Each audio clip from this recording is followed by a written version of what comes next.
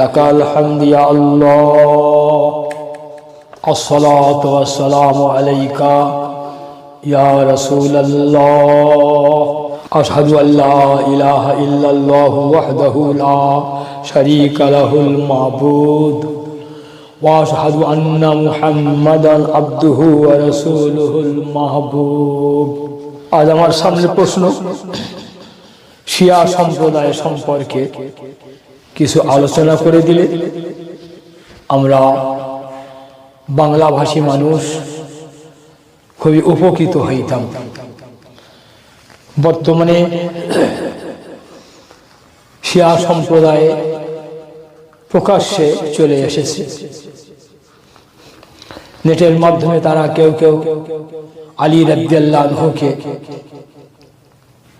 কেবল খলিফায়ে আউয়াল বলছে না, বরং তারা কখনো কখনো আলী রাদিয়াল্লাহু আনহুকে আলী আল্লাহ বলে দিচ্ছে। নাউযুবিল্লাহ, লা হাওলা ওয়ালা কুওয়াতা ইল্লা বিল্লাহ।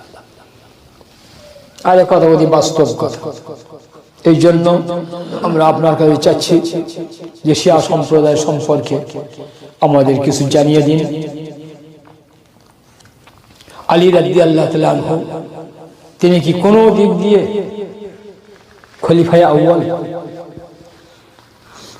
কেউ কেউ বলতেছেন খেলাফতের দিক দিয়ে হযরতে আবু বকর হচ্ছেন আফজাল, সর্বশ্রেষ্ঠ। তবে বেলায়েতের দিক দিয়ে আলী রাদিয়াল্লাহু আনহু সবার শ্রেষ্ঠ। এ কথা কত দূর সত্য? মাওলানা, তুমি সময়ের দিকে লক্ষ্য করে যে সমস্ত প্রশ্ন এখানে উপস্থাপন করেছো তাতে আমি খুব খুশি হচ্ছি। এবং শিয়া সম্প্রদায় সম্পর্কে পশ্চিমবাংলার বিভিন্ন জায়গা থেকে আমার কাছে জানতেও চেয়েছে।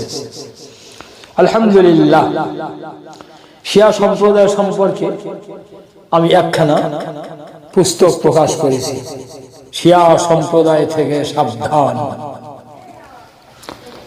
আমার এই কিতাবখানা শুরু থেকে শেষ পর্যন্ত কেউ যদি স্টাডির মধ্যে আনে, কেউ যদি পাঠ করে নিয়ে নেয়, শিয়া সম্প্রদায় সম্পর্কে কেবল ছোটখাটো ভাবে কোনো আইডিয়া আসবে এমন কথা নয়।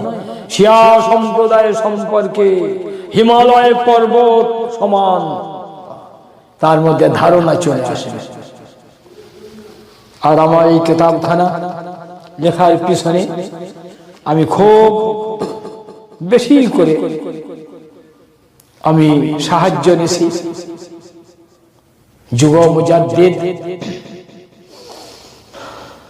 আলা হযরত ইমাম আহমদ খান ফাজিল বেরলভী আলাইহি রহমত ওয়া রিদওয়ানের বিভিন্ন কিতাব থেকে। শিয়া সম্প্রদায় এদের বাণী বা প্রতিষ্ঠাতা হলো একজন ইহুদি, আব্দুল্লাহ ইবনে সাবা, ইয়ামান দেশে বাড়ি। এই ইহুদির দ্বারাই, ইয়ামান দেশের আব্দুল্লাহ ইবনে সাবা ইহুদির দ্বারাই শিয়া সম্প্রদায়ের জন্ম বা ভিত্তি স্থাপন। এইবার দুনিয়ার মানুষ বুঝেনি যে এই সম্প্রদায়ের স্থান কোন জায়গায় হবে। ইসলামের দৃষ্টিভঙ্গিতে, শরীয়তের সঠিক অর্থে এরা মুসলমান বলে গণ্য নয়, এরা শিয়া সম্প্রদায়। যেমন কাদিয়ানি তারা মুসলমান নয়, তেমন হচ্ছে শিয়া সম্প্রদায়। শিয়া সম্প্রদায় সম্পর্কে, তাদের ধারণা সম্পর্কে আমি কিছু কথা এখানে আলোচনা করে দিচ্ছি। সব সময় মনে রাখবেন, এই সম্প্রদায়ের প্রবর্তক হলো একজন ইহুদি, এমন দেশে বাড়ি, নাম আব্দুল্লাহ ইবনে সাবা।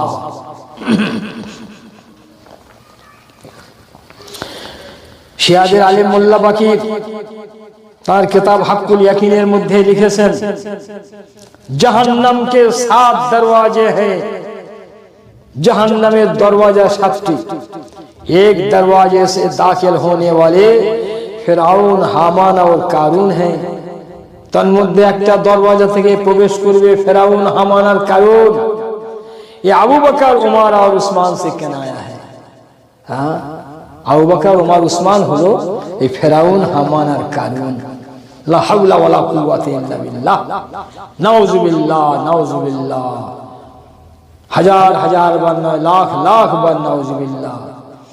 এই হলো শিয়া সম্প্রদায়ের ধারণা। সিদ্দিক আকবরের উপর, ফারুক আজমের উপর, হযরত উসমান গনি রাদিয়াল্লাহু আনহুর উপরে তাদের কি আকীদার ধারণা খালি একবার দেখুন। বাহারি শরিয়াত প্রথম খণ্ড 205 পৃষ্ঠার টিকাতে এই কথা লেখা আছে, আমি সেখান থেকে উদ্ধৃত করেছি। জাহান্নাম के 7 দরওয়াজে হবে, জাহান্নামের 7টা দরওয়াজা হবে। তার মধ্যে একটা দরওয়াজা থেকে প্রবেশ করবে কে? ফেরাউন, হামান, কারুন। আর এই ফেরাউন, হামান, কারুন অন্য কেউ নয়, এরা হলো আবু বকর, উসমান। লা হাওলা ওয়ালা কুওয়াতা ইল্লা বিল্লাহ। মুসলমান, কোন মুসলমান কি এই কথা শুনে হজম করতে পারে? কোন মুসলমান কি এই কথা শুনে বিনা আফসোসে অন্য কাজে হাত দিতে পারে? এরা মুসলমান? শুধু তাই বলেনি, এখানে আরো কথা লেখা আছে, ये लोग अल्लाह के मखलूक में सबसे बदतर हैं।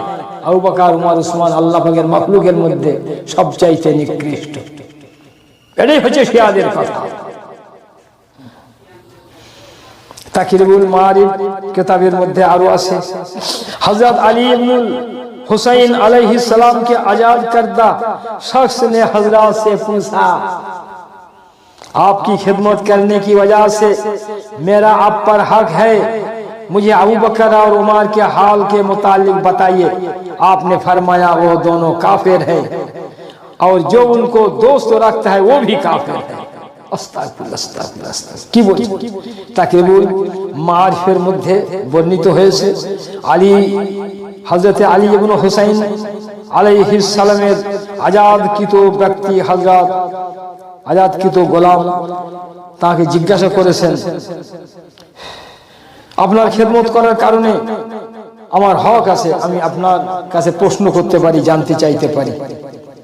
আবু বকর ও উসমানের অবস্থা সম্পর্কে আপনি কিছু বলুন। আবু বকর, ওমরের অবস্থা সম্পর্কে আপনি কিছু বলুন। তিনি বলেছেন, ইহারা দুইজন হইল কাফের এবং যে ব্যক্তি ইহাদের ভালোবাসিয়া থাকে সেও কাফের। লা হাওলা ওয়ালা কুওয়াতা ইল্লা বিল্লাহ। একজন সুন্নি মুসলমান শিয়াদের সম্পর্কে কি ধারণা করবেন? ভালো করে চিন্তা ভাবনা করুন। এসব কথা আপনার জীবনে কোনদিন শুনেছিলেন না, এটাই হচ্ছে তাদেরই কথা। আরো দেখুন, অনিচ্ছায় আমি বলছি, অন্যথায় এই সমস্ত কথা মুখে আনা গুনাহ মনে করি, বহুত বড় বেয়াদবি বলে মনে করি। जब इमाम महदी का ज़हूर होगा तो वो हजरत आयशा को जिंदा करके उन पर हद जारी करेंगे। इमाम महदी अलैहिस्सलाम যখন দুনিয়াতে প্রকাশ হবেন তখন তিনি কি করবেন? আয়েশা সিদ্দিকা রাদিয়াল্লাহু আনহাকে কবর থেকে তুলবেন, জীবিত করবেন এবং তাকে শাস্তি দিবেন। और उनसे फातिमा का इंतकाम लेंगे। हजरत फातिमा रदियल्लाहु अन्हा बदला তিনি নেবেন। আয়েশা সিদ্দিকা রাদিয়াল্লাহু আনহা হযরত ফাতিমা জাহরা রাদিয়াল্লাহু আনহার কাছে কি অপরাধ করে বসেছিলেন? যে ইমাম মাহদী আলাইহিস সালাম এসে সেই কবর থেকে তুলে তার প্রতিশোধ গ্রহণ করবেন। লা হাওলা ওয়ালা কুওয়াতা ইল্লা বিল্লাহ। আপনি হানাফি, আর একজন আছে মালিকি, আর একজন আছে শাফি, কেউ আছে হাম্বলি। চার মাযহাবের ইমামদের এই ধরনের কোন উক্তি কেউ দেখাতে পারবে না। যে কথা আমি শোনালাম, শিয়া সম্প্রদায়ের ধারণা কি খালি একবার দেখুন। বাহার শরিয়াত প্রথম খণ্ড 206 পৃষ্ঠার টিকা। এই স্থলে মোল্লা বাকিরের আরো একটি উক্তি নকল করা হয়েছে। हजरत इमाम महदी हर दो अबू बकर और उमर को कब्र से बाहर निकालेंगे। इमाम महदी अलैहिस्सलाम दुनिया ते एसे हजरत अबू बकर हजरत उमर रदियल्लाहु अन्हु के कब्र থেকে बाहर करবেন। वो अपनी ऐसी सूरत पर तरोताजा बदन के साथ बाहर निकाले जाएंगे। अबू बकर हजरत उमर फारूक रदियल्लाहु अन्हु সশরীরে যেমন সেই জামানায় ছিলেন ঠিক তেমন সেইভাবে তাদের তরুতাজা অবস্থায় বার করা হবে। ফের ফরমায়েঙ্গে, তারপর ইমাম মাহদি তাদের লক্ষ্য করে বলবেন, উনকা কাফন উতারো, এদের কাফন খুলে দাও। উনকা কাফন হালাক সে উতারা যায়গা, গলা থেকে তাদের কাফন খুলে দেওয়া হবে। उनको अल्लाह ताला की कुदरत से जिंदा करेंगे। আল্লাহ তাবারক তাআলার নির্দেশে এনাদের দুজনকে জীবিত করা হবে। तमाम मखलूक जमा होने का हुक्म देंगे। इमाम महदी समस्त मखलूकকে একত্রিত হতে সমবেত হতে निर्देश করবেন। फिर इब्तिदाए आलम से लेकर आखिरी आलम तक जितने जुल्म और कुफर हुए हैं उन सब का गुनाह अबू बकर उमर पर लाजिम करेंगे। আর পৃথিবী শুরু থেকে নিয়ে এ পর্যন্ত মানুষ যত পাপ করেছে সমস্ত পাপের গুনাহ আবু বকর উমরের উপরে চাপানো হবে। আর ও इसका इतराफ करेंगे, এবং শুধু তাদেরও চাপানো হবে না, বরং তারা নিজেরা স্বীকার করে নেবে যে আমরা এই পাপের পাপী, আমরা আমাদের থেকে এই পাপ প্রকাশ পেয়েছে। अगर वो पहले दिन खलीफा पर का हक गस्ब ना करते, তারা যদি আলী রাদিয়াল্লাহু আনহু যিনি ছিলেন প্রথম খলিফা তার হক যদি তারা নষ্ট যদি না করতেন তো ये गुनाह ना होते, তাহলে এত বড় গুনাহ তাদের হতো না। फिर उनको दरख्त पर चढ़ाने का हुक्म देंगे। তারপরে আবু বকর উমরকে একটা গাছে উঠিয়ে দেওয়ার হুকুম দেওয়া হবে। जमीन से आग को हुक्म देंगे कि जमीन से बाहर आए। আগুনের হুকুম দেওয়া হবে মাটির ভিতর থেকে আগুন বার হয়ে আসবে। उनको दरख्तों के साथ जला दे। আর সেই বৃক্ষ সহ আবু বকর उमरকে পুড়িয়ে দেওয়া হবে।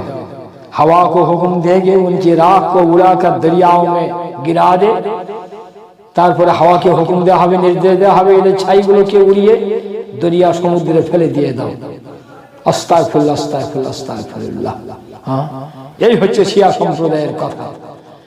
এরা এখনো পর্যন্ত মুনাফিকি করে অনেকে সুন্নিদের সঙ্গে সুন্নি সাজে থাকে, মনে মনে এদের এই কথা, কিন্তু মুখে প্রকাশ করে না যে আলী রাদিয়াল্লাহু আনহু প্রথম খলিফা। ইদানিং করে কিন্তু এরা একটা আবার ব্যাখ্যা এনে বলছে যে আলী হচ্ছেন বেলায়েতের দিক দিয়ে প্রথম, আর আবু বকর হচ্ছে খেলাফতের দিক দিয়ে। লা হাওলা ওয়ালা কুওয়াতা ইল্লা বিল্লাহ। এ বহুত বড় শয়তানি কথা। এই কথা আজ থেকে 100 বছর পূর্বে কোন আইম্মায়ে দ্বীনের জবান দিয়ে বার হয় না। খেলাফতে না বেলায়েতে আলী রাদিয়াল্লাহু আনহু কোন দিক দিয়ে সিদ্দিক আকবর রাদিয়াল্লাহু আনহু থেকে তিনি আগে নন, তিনি এক নম্বরে নন, তার থেকে কোন সময় তিনি আফজাল নন। रसूल पाक सरवारे कायनात सल्लल्लाहु ताला अलैहि वसल्लम के सलाम हजरत আবু বকর হযরত উমর ফারুক রাদিয়াল্লাহু আনহু সম্পর্কে যা বলেছেন আপনি আমার এই কিতাবখানা পড়লে আশ্চর্য হয়ে যাবেন, আশ্চর্য হয়ে যাবেন।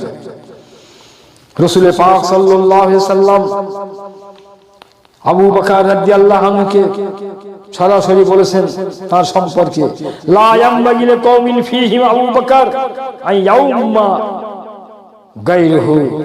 যে সম্প্রদায়ের কাছে, যে জামাতের কাছে আবু বকর থাকবে সেখানে আবু বকর ছাড়া কারো ইমামতি করার হক নেই, কেউ ইমামতি করার যোগ্যতা রাখে না। এটাই হচ্ছে রাসূল পাক সাল্লাল্লাহু আলাইহি ওয়াসাল্লামের কথা। আবু বকর সিদ্দিক রাদিয়াল্লাহু আনহু সম্পর্কে তিনি বলেছেন, আন্নাকা ইয়া আবু বকর আউয়ালু মান ইয়াদখুলুল জান্নাতা মিন উম্মতি। আবু বকর নিশ্চয়ই তুমি আমার উম্মতের মধ্যে সর্বপ্রথম জান্নাতে প্রবেশ করবে। ওমর ফারুক রাদিয়াল্লাহু আনহু সম্পর্কে রাসূল পাক সাল্লাল্লাহু আলাইহি সাল্লাম বলেছেন, লাউ কানা বাদি নবিয়্যুন লাকানা ওমর ইবনুল খাত্তাব, আমার পরে যদি নবুয়তের দরওয়াজা খোলা থাকতো, কেউ নবী যদি হতেন, তা সে কে হতেন? হযরতে ওমর ফারুক রাদিয়াল্লাহু আনহু।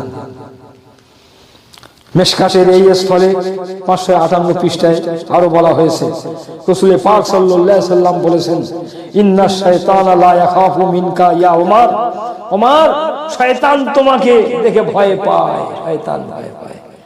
তাহলে আমরা বুঝতে পারছি হযরত ওমর ফারুক রাদিয়াল্লাহু আনহু শানে যারা বিদ্রুপ করছে, এরা শয়তান ছাড়া কিছুই নয়।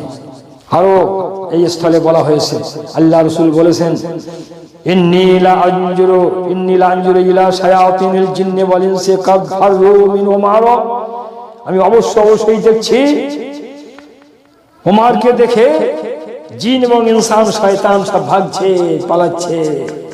তার যারা বিরোধিতা করে দূরে যাচ্ছে, জানতে হবে এগুলো মানবরূপী শয়তান। এই ওমর ফারুক রাদিয়াল্লাহু আনহু আর হযরত উসমান গনি রাদিয়াল্লাহু আনহু সম্পর্কে একটা হাদিস শোনাচ্ছি, এখানে আরো অনেক হাদিস দেওয়া আছে। আল্লাহ রাসূল বলেছেন, লিকুল্লি নাবিয়্যিন রাফিক, রাফিকি ইয়ানি ফিল জান্নাহ উসমান, প্রত্যেক নবীর একজন করে বিশেষ দোস্ত থাকে, জান্নাতে আমার দোস্ত হবেন উসমান গনি রাদিয়াল্লাহু তাআলা আনহু। মিশকাত 561 পৃষ্ঠা। এখানে রাসূল পাক সাল্লাল্লাহু আলাইহি ওয়াসাল্লাম আরো বলেছেন, আলা আস্তাহি মিন রাজুলিন তাস্তাহি মিনহুল মালায়েকা, আয়েশা জেনে রাখো, আমি এমন এক ব্যক্তিকে লজ্জা করিয়া থাকি যাহাকে দেখে ফেরেশতারা লজ্জা করে থাকে। মানে উসমান গনি রাদিয়াল্লাহু আনহুকে লক্ষ্য করে তিনি বলেছেন। এই হচ্ছে উসমান গনি রাদিয়াল্লাহু আনহু।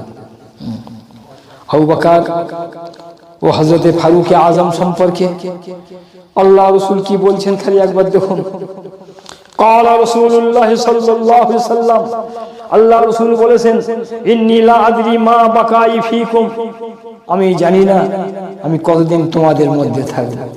ফাক্তাদাউ বিল্লাজাইন মিন বাদি আবু বকর ওয়া উমর, আমার পরে তোমরা অনুসরণ করবে, চলবে আবু বকর আর ওমরকে। মিশকাত 560 পৃষ্ঠা। আল্লাহ রাসূল এখানে আরো বলতেছেন, রা আবু বকর ও ওমর, আল্লাহ রাসূল আবু বকর ওমরকে দেখে কি বলছেন খালি শুনুন একবার। ফাকাল হাযানি সাওয়াল বাসার, এই দুজন হলো কান আর চক্ষু। আল্লাহ রাসূল আবু বকর ওমরকে দেখে বলতেছেন, হাজানে, এরা দুজন হলো সাম কান, আল বাসার চোখ। কার কান কার চোখ? মুহাদ্দিসগণ বলেছেন যে রাসূল পাক সাল্লাল্লাহু আলাইহি ওয়াসাল্লামের কান, রাসূল পাক সাল্লাল্লাহু আলাইহি ওয়াসাল্লামের চোখ। মুহাদ্দিসগণ বলেছেন উম্মতের কান, উম্মতের চোখ। মুহাদ্দিসগণ বলেছেন ইসলামেরই কান, ইসলামেরই চোখ। তা কান আর চোখ দেহে যে কেমন অঙ্গ, দুটোর মধ্যে একটা নষ্ট হয়ে গেলে আর ঘটনাক্রমে এই দুটো নষ্ট হয়ে যায়, তাহলে সে দেহ কেমন ভাবে থাকবে, জীবন ধারণ করবে, সে দুনিয়ার মানুষ তাকে বুঝিয়ে বলার কিছুই নেই। যারা সিদ্দিক আকবরকে আউট করতে চায়, ফারুক আজমকে যারা আউট করতে চায়, উসমান গনি রাদিয়াল্লাহু আনহু যারা আউট করতে চায়, তার ইসলামের সঠিক অর্থে মুসলমান নয়, মুসলমান নয়। আর আমি একটা হাদিস এখানে পড়ে শোনাচ্ছি খেলাফত সম্পর্কে।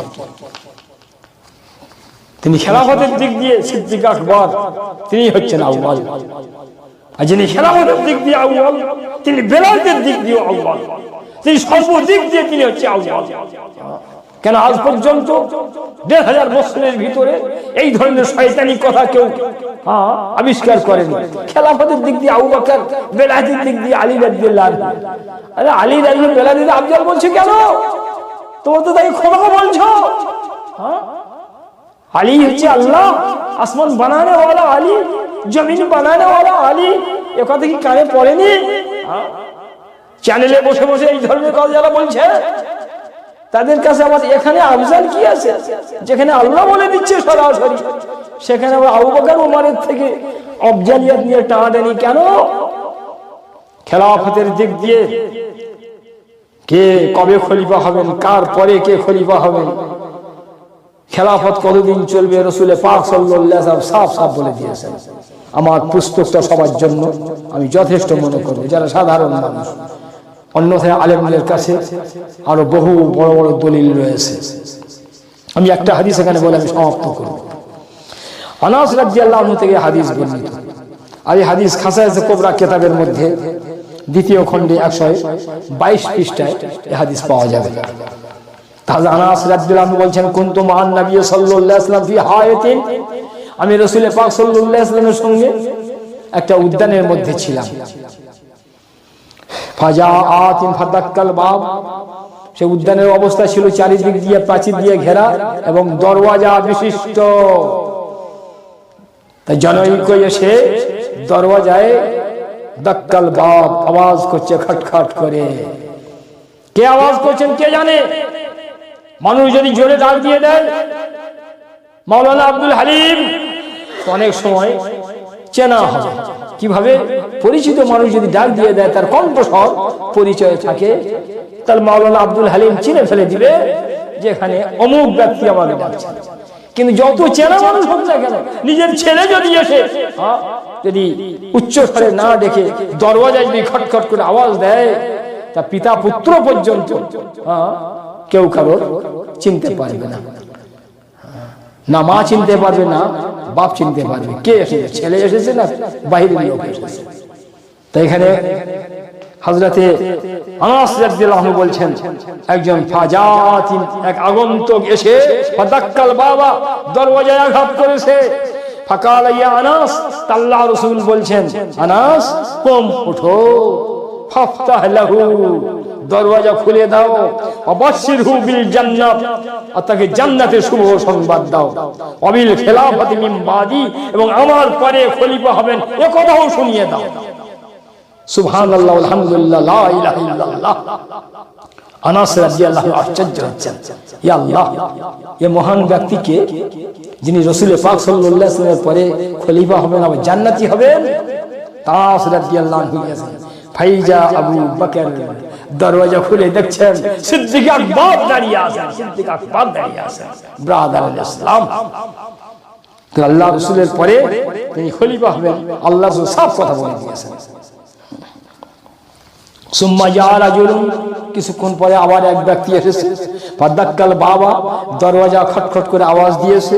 ফাকালা ইয়া আনাস কুম ফাফতাহ লাহু ওয়া বাশশিরহু বিল জান্নাত, আনাস ওঠো, দরওয়াজা খুলে দাও, জান্নাতের শুভ সংবাদ দাও, ওয়াবিল খিলাফাতি মিন বাদি আবি বকরিন, আর আবু বকরের পরে খলিফা হবে এ কথা শুনিয়ে দাও।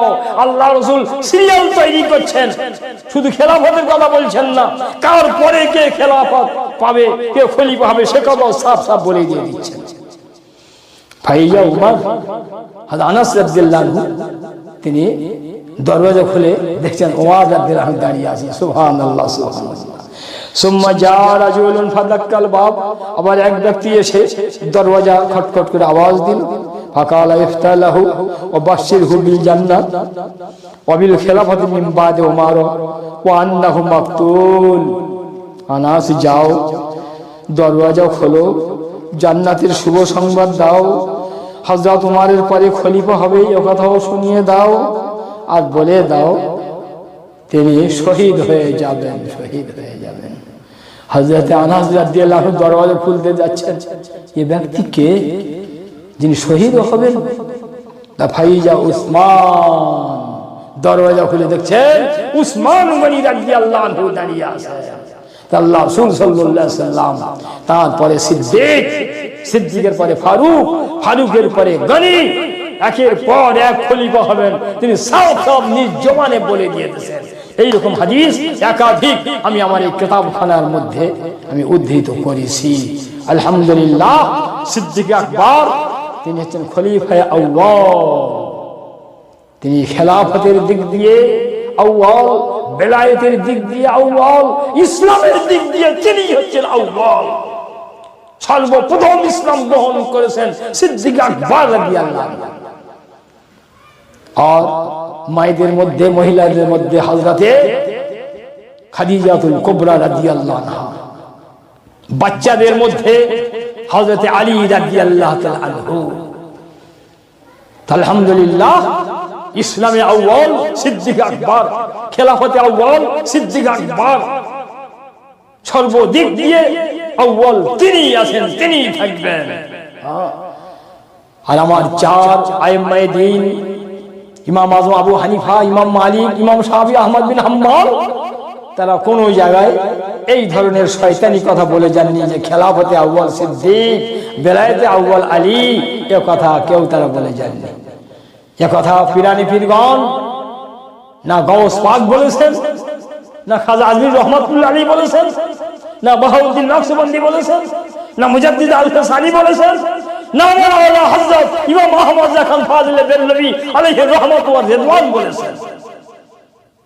আলহামদুলিল্লাহ, শিয়া সম্প্রদায় সম্পর্কে বাংলা ভাষায় আমি মনে করি আমার এই কিতাবখানা সর্বপ্রথম কিতাব পশ্চিম বাংলায়। আর শিয়াদের সম্পর্কে বিস্তারিত জানতে হলে আমার আলা হযরতের প্রায় 20 খানা কিতাব লেখা আছে। বর্তমানে যারা আলী রাদিয়াল্লাহু আনহুকে 1 নম্বর বলছে, তারা গোমরাহ পথভ্রষ্ট, এতে কোনো সন্দেহ নাই। ওমা আলাইনা ইল্লাল বালাগ।